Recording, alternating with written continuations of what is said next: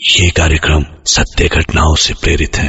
जिनके साथ ये घटनाएं घटी उसकी वास्तविकता उन्हीं तक सीमित है। भूत प्रेतों और असामान्य विषयों के होने पर चैनल कोई दावा नहीं करता और ना ही प्रोत्साहन करता है। क्या रूहों के लिए हम सिर्फ उनका मकसद पूरा करने का एक जरिया होते हैं, जिसके लिए वो हमारे दिमाग पर काबू कर लेती हैं और वो हमें हर उस जगह ले जाती हैं जहां उनका मकसद छिपा होता है और छिपा होता है खौफ। आज हमारे साथ हैं राजस्थान की पल्लवी और वो हमें सुनाएंगी अपने साथ घटी एक सच्ची घटना, जब वो दहशत की अनजानी राहों में खोते खोते बची। शायद मेरी फ्रेंड रचना राजस्थान की एक रॉयल फैमिली को बिलोंग करती थी। MBA के लास्ट सेमेस्टर के बाद वो अपने घर चली गई और मैं अपने। पर एक दिन अचानक उसका फोन आया। हाय रचना, कैसी है तू? तेरे बिना मन नहीं लग रहा है यार, तू यहाँ क्यों नहीं आ जाती? जयपुर से कुछ 200 किलोमीटर दूर उनकी एक छोटी सी रियासत थी, सराथा, और मैं बस पहुंच गई उसके पास।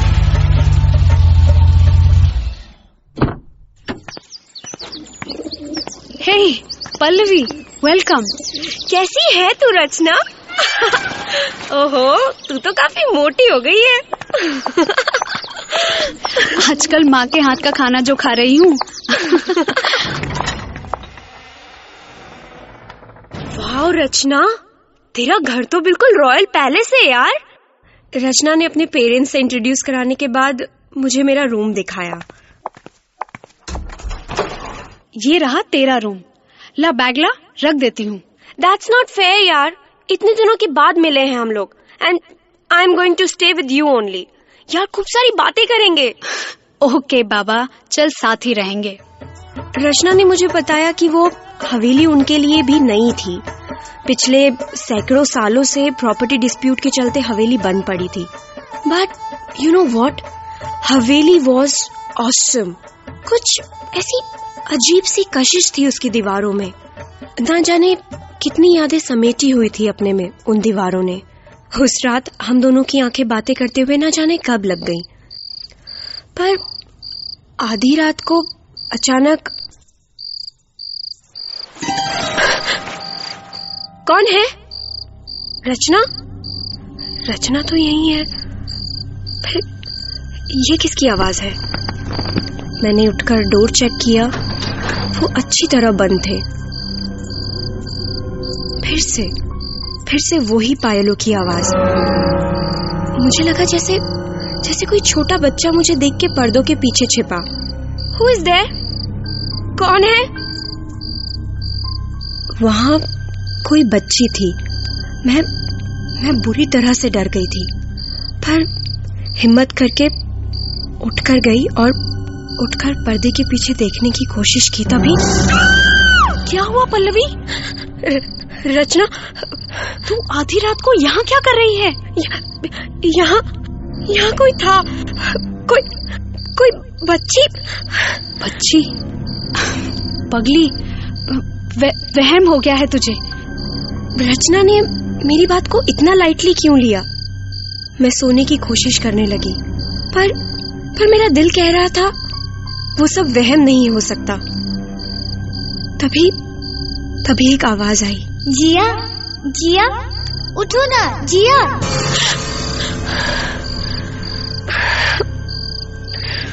मैं डर गई। कौन किसको बुला रहा था? मैं पूरी रात सो नहीं पाई थी, इसलिए अगले दिन बहुत लेट उठी। ओए कुंभकर्ण, उठ, जल्दी से तैयार हो जा, गुरुजी आए हैं। कौन गुरुजी? कुछ तो था जो रचना मुझसे छिपा रही थी। मैं तैयार होके नीचे पहुंची तो सारे फैमिली मेंबर्स के बीच एक ग्रेसफुल महात्मा बैठे हुए थे। गुरुजी, यही है रचना की सहेली। शुभम श्रेष्ठम, मेरे पास आओ बेटी, यहाँ बैठो। चेहरे का तेज सूर्य प्रबल है, परंतु कुछ दिनों तक सावधान रहना बेटी। हाथ आगे बढ़ाओ। गुरुजी ने मेरे हाथ में कोई अभिमंत्रित धागा बांधा। मुझे समझ नहीं आ रहा था कि ये सब क्या है। गुरुजी चले गए तो मैंने रचना से पूछा, रचना ये सब क्या हो रहा था? ये कैसा धागा है? सबने ये धागा पहना है। पल्लवी, मुझे पता नहीं तुम कैसे रिएक्ट करोगी, पर सच्चाई ये है कि इस हवेली पे किसी साए का असर है। अब हम सबको उसकी प्रेजेंस महसूस होती है, पर वो दिखी सिर्फ तुम्हें है। तुमने रात में जो एक्सपीरियंस किया वो सच्चाई थी। पर वो तो एक बच्ची। ये धागा बांधने के बाद वो तुम्हें नहीं दिखेगी। उसकी बात सुनकर मैं थोड़ी रिलैक्स्ड हो गई थी। फिर शाम को हम जयपुर सिटी घूम के लौटे तो मैं थककर एकदम चूर हो गई थी और बिस्तर पर मुझे लेटते ही नींद लग गई। पर आज फिर वही आवाज, पर इस बार वो रो रही थी। जिया, जिया।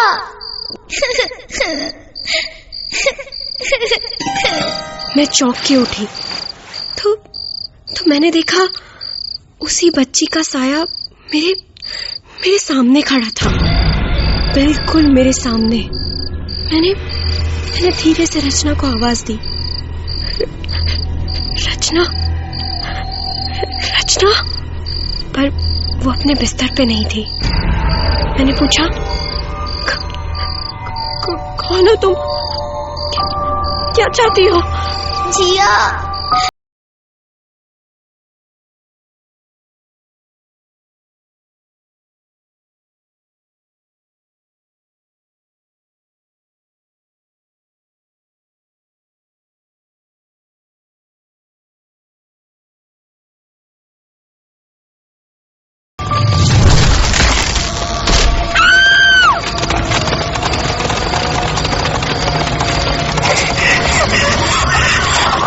ये रही वो काफिर बच्ची, पकड़ लो, भागने ना पाए। कई मुगल घुड़सवार उस बच्ची के पीछे थे।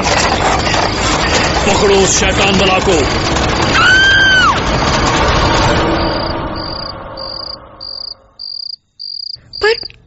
पर अगले ही पल वहां सब कुछ एकदम शांत हो गया। बस वो अपने पीछे एक टूटा दरवाजा छोड़ गए थे। पर मुझे अभी भी एक दूर गलियारे से किसी की सिसकने की आवाज आ रही थी। मैं उस ओर बढ़ी और मैं एक बहुत पुरानी लकड़ी की कार्विंग की हुई ह्यूज अलमारी के सामने खड़ी थी। आवाज शायद उसी में से आ रही थी। मैंने उसे खोलने की कोशिश की। उफ, शायद बहुत पहले से जाम है। और जब वो खुली तो पर अंदर तो कोई नहीं था। मुझे साफ सुनाई दिया कि किसी ने कहा, आ गई जिया। कौन है ये जिया? और वो बच्ची उसे क्यों बुला रही थी? सुबह मैंने सारी बात रचना को बताई तो रचना मुझे हवेली से दूर गांव की किसी एक बुजुर्ग के पास लेकर गई। उनके दादा परदादा मुगलों के जमाने से उस हवेली में काम किया करते थे। और फिर उस बुजुर्ग ने हमें कहानी बताना शुरू की।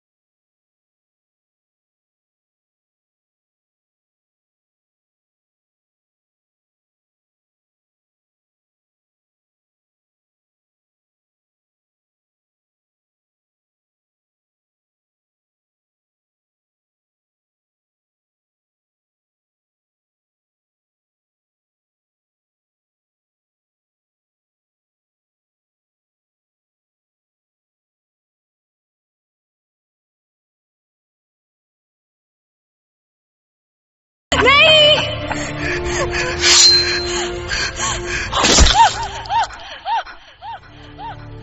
और बड़ी बेटी ने अपनी जान दे दी। उधर पुरोहित अपने परिवार को लेकर पास में बन रही इस हवेली में छिप गया। रात का वक्त था। आधी अधूरी बनी हवेली सुनसान पड़ी थी। पुरोहित अपने परिवार को लेके हवेली में बने एक गुप्त रास्ते की ओर बढ़ा, पर उसे क्या पता था वो अधूरा रास्ता आगे कहीं नहीं निकलता।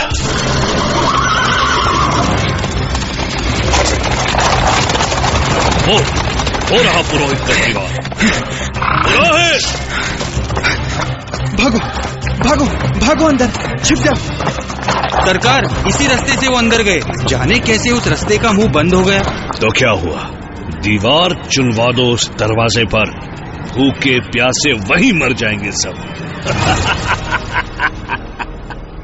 पुरोहित का परिवार उसी गुप्त रास्ते में जिंदा दफन हो गया। आज भी वहीं कहीं उन सब की तड़पती रूहें भटक रही हैं। लेकिन हवेली की किस दीवार के पीछे उन बदनसीबों की लाशें हैं, कोई नहीं जानता। पर मैं जान सकती हूँ बाबा। पर कैसे? वो बच्ची मुझे कहीं ले जाना चाहती है। शायद उन्हीं बदनसीबों के पास। जिया, जिया, जिया, जिया। इस बार ये आवाज सुनकर ना मैं चौंकी ना घबराई। जाने क्या था उस आवाज में कि वो दिल को छू जाती थी। उस बच्ची का साया आगे आगे था और मैं उसके पीछे पीछे सम्मोहित सी बढ़ती जा रही थी। आओ ना जिया, इधर आओ ना जिया, जिया इधर आओ ना जिया। मेरे देखते ही देखते वो साया फिर से उसी अलमारी में समा गया। मगर जब मैंने उसको खोला तो बचाओ जिया, जिया बचाओ। कुछ हाथ उस बच्चे को अंदर की ओर खींच रहे थे। नहीं, छोड़ दो उस बच्चे को। और मेरे देखते ही देखते वो बच्ची उन रहस्यमयी सायों के साथ उस दीवार में समा गई। जब मैंने इस रात की सारी बात रचना के पेरेंट्स को बताई तो एक फैसला लिया गया। तोड़ दो ये दीवार।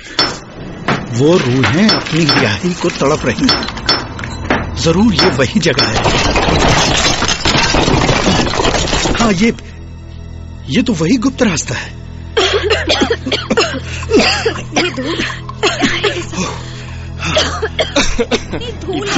हम जालों को हटाते हुए जैसे ही अंदर बढ़े तो सामने धूल में लिपटे कुछ कंकाल बिखरे थे।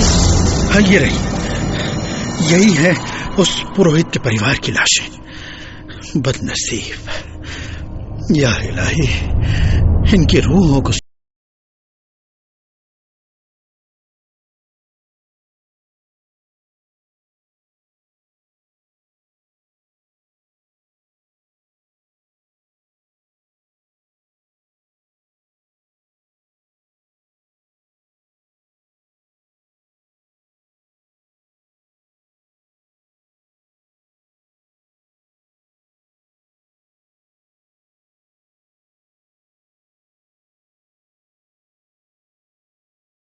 क्यों कहती थी?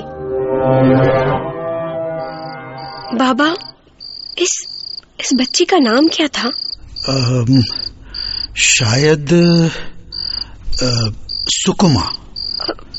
और उसकी बड़ी बहन जिसने अपनी इज्जत बचाने के लिए जान दे दी, उसका नाम क्या था? उसका नाम जिया। तो क्या पल्लवी जिया का ही पुनर्जन्म था?